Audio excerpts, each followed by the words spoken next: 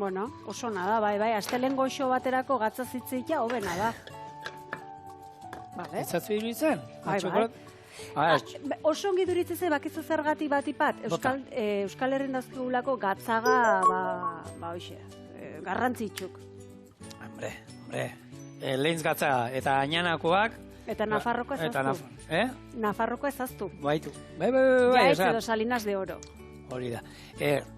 Beti egia da, hor zematetan hitz egiten da hainbat errezetan Maldon gatza eta Himalaiakoa eta oso nadiela, baina guk hemen bultzatzen dugula 0 kilometroa bertakoa goi mailako produktua etxe ondoan daukagu.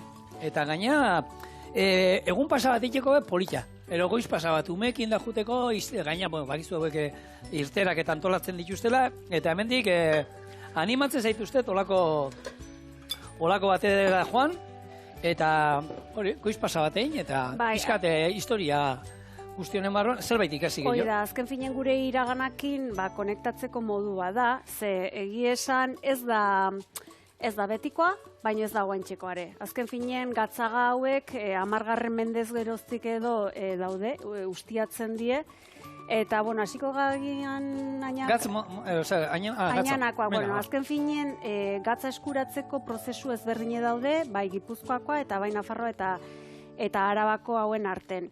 Arabakoa, añana eta Nafarrokoan eguzki sistema bidez, edo lehortuta banatzen die, eta Gipuzkoakoa añana, leitzekoa barkatu hori da. Hori, egurren bidez, sueberekin, elikatu, berotu, eta hola bere izten die. Hori alde batetik, eta gero ere, bere garrantzia aipatzeko, esan behar du, kasu honetan, añanakoak Araban emandun, olako bultzada errepidek sortzekoa, lotzekoa, sarek, azken finen gatzan garraioak edo hori ekarrizun, ia 1000 urtez, pasaden mender arte, industria handiok sartu arte. Industria handiok zekarri duen, gaur saltokitan ezautzen ditun beste gatz asko, arruntatatik hasita. Bueno, joango nahi zau egiten. Baina, arrunta zein ditzen dugu? Arrunta izan liteke, esaten dena... Maikoa, Bai, maikoa, hori da, findutakoa, azken finean. Onurak kendu iten zaizkio, fintze hortan onurak joan iten zaizkio, eta gero, beti bezala, beste alde batik sartzen joango die. Adibidez hor gehigarrikin daukegu jodatue, fluorrare sartu. Bai, hori bitxia da, ez? Kendu iten diotena, gero sartu iten diote, ze jo hor galdu iten du fintze horretan, eta gero gehitu iten diote. Bai, hori da alde batetik. Bueno, gatzan zerrenda, gatz motak. Gure saltokitan eskuratu ditzazkegun edo gehien aurkitu ditzazkegun hauek, lehenengo eta behin gatz arrunta, esan deuna, prentxatxarrena daukena askotan. Eta, bueno, eguneroko funtzioa betetzen duena da, ontzeko, egosten nahi gana, eta bar merkena, ere bai kiloa, bueno, egi esan zentimotan ibiltzen da. Gero, itxasgatza. Hau batzutan ez da findu izaten, mineralak mantentzen ditu, batipat jodo hori, itxasokoa dena, fina erologia aurkitu aldugu. Hori da. Lodie gehiago igual ibiltzen da, txingarretarako. Bai, arraia, aragitako, bukatzeko zerbait, ez? Azkenean, Maldon erolako eskatoiek erabiltzen dien moduen. Bukarerako eta zaporeak eta egia esan altzatzen dituzte hauek gatzauek. Jodatu ingurun esan dezakegu oain urte batzuk edo gorakada ondin izan zela eta garrantzi ematen zitzaiola batipat gure elikaduran olako gabezi bat izaten delako eta gehigarri hori behar zela esaten zelako. Hau, pasaden menden oain 100 bat urte edo estatu batutan sortu zen eta hortik bultzatu zen, goherritarren arten, jodo falta edo handi izaten zelako, aurdun zeuden pertsonentzat eta batipat horiengan pentsatzen sortu zen. Hor bado azido folikoak ere bado? Gehitua daukana? Nik ez dut ezautzen edo ez dut ikusi, baina antza bai omen dao fluorrakin ere bai. Ezagunena azken finen da jodatu. Hemen gaineak usten duguna. Hori da. Gero, Maldon gatza honekin aipatzeko hau Ingalaterrako Essex konderrin ekoizten da honako estuarioko olako gatzun salmuera edo ez, olako zea lurrundu izaten da. Hori da, zan da, azkenean ibai ertz batean, ez? Alde hortzen dara, eta gaineko, hau eskata moduan etortzen da hori da alde hortzea, eta gaineko bateatzen diote, baina hori, bueno, Euskal Herrian baduko.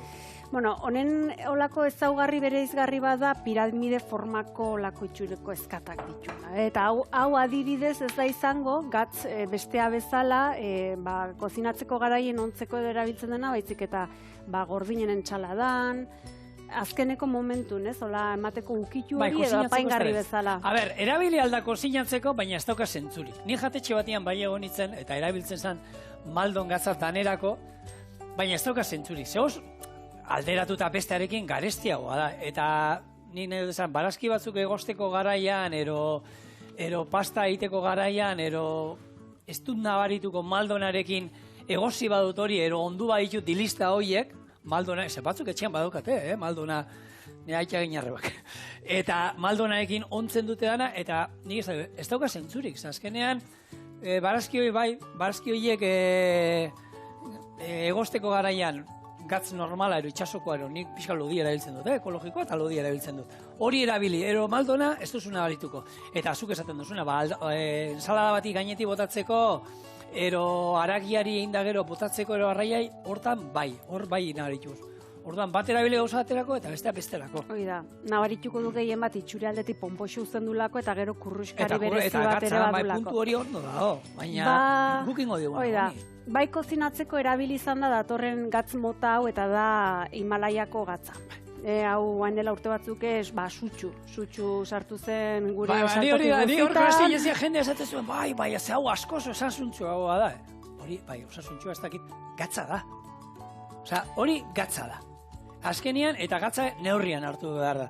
Dauzkan onurak dia oso txiki-txikiak. Hori ikerketan arabera edo, bai, hola, egiaztatu da gaur egun, baina, bueno, lehenengo eta behin, ez da Himalaiakoa. Hori. Hau Pakistanen da nolako mehatze handi batetatik edo eskuratzen da, eta zigorrek esan bezala... La rosa ere... Bueno, hori azken finen, uste, burdinen oligo elementuk ematen dion kolore badela, Eta hori gatz mehatz honek nola izena duen, keua, ez dakitola oskatzen da, baina, bueno, hortik ateratzen da. Eta gero bai daukegu adibidez oso gatz ona bezala hartzen dena da Bretainiako gatz grisa edo gerande gatza. Gerandeko. Bai. Hori guke kargen duen Bretainiatik izan garen bidaietan txiloekin, gerandekoan aurkitu dut, aprezio oso hemen garesti da. Hori da, azken finen, lehen esan deuna, gatz arrunta edo eguneroko hau generikoa dena, azken finen zentimotan eskuratzen dena, beste gatz mota hauek arroxak eta kiloko asko. Baina asko, merkea dira, konparatuz bestearekin garestia dira, baina jende azetu, baina, ainanako gatza, hau, lora hori eskatak diena. Olako kajatxo batek 3 euro bali ditu. Baina, olako kajatxo batek zenbat irautizu. Azkenean zuk hori, esaten genduna, barazki batzuei egin ditu olako kitsi, panatxe bat indu, eta gainetik bota digu, ensaladai bota digu, arraigai bota digu, eta hilabete, espadu gatzasko erabiltzen, luzi irauten du. Eta ez da dirua. Ez, kasu honetan ez. Konparatzen duzu bestearekin, zuk esan, 50 zentimotan, ez.